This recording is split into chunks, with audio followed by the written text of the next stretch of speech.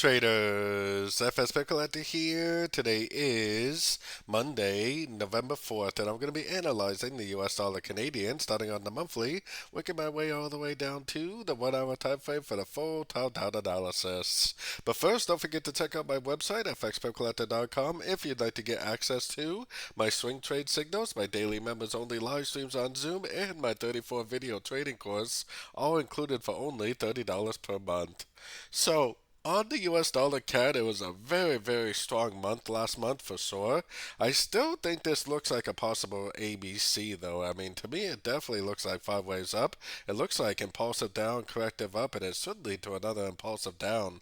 Honestly, that doesn't really agree with the US dollar DXY analysis, so we'll have to keep an eye on this because honestly, it might even be more likely that it just keeps on going up. Elliott wave is definitely leading me to believe that down is next, but we'll have to just watch and see. Going down to the weekly time frame, like I said, it totally looks like a potential five waves down, and it looks like an A, B, C, possibly an A, B, C of B. A, B, C of B's do sometimes take out the high of wave A, so that does not tell us that it can't be a wave B because it is taking out the high of wave A. If that is true, then it would have to make a nice five-way pattern to the downside, probably taking out both of these lows. Like I said, it doesn't really agree with the dollar analysis, so we'll have to just go with the flow. Going down to the daily time frame, this uptrend right here is very, very strong, and there is definitely no reason as of yet to say the trend is over. There's no no lower high. There's no breaker structure. There's really no reason at all to say that this trend is over yet. Going down to the 4 hour time frame, my most recent structure I think is right here. So that is the structure I think that would at least tell us that this last section of uptrend is over.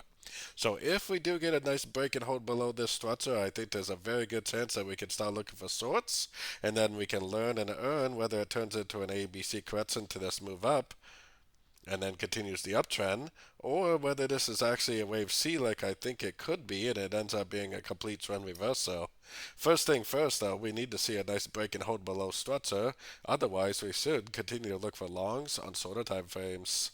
Going down to the 1 hour time frame, like I said, we should technically still be looking for longs, and honestly, this looks like it could have made another long first thing this morning. It kind of looks like it's making like a regular flat or something like that because it's three waves down, three waves up, and then impulsive down.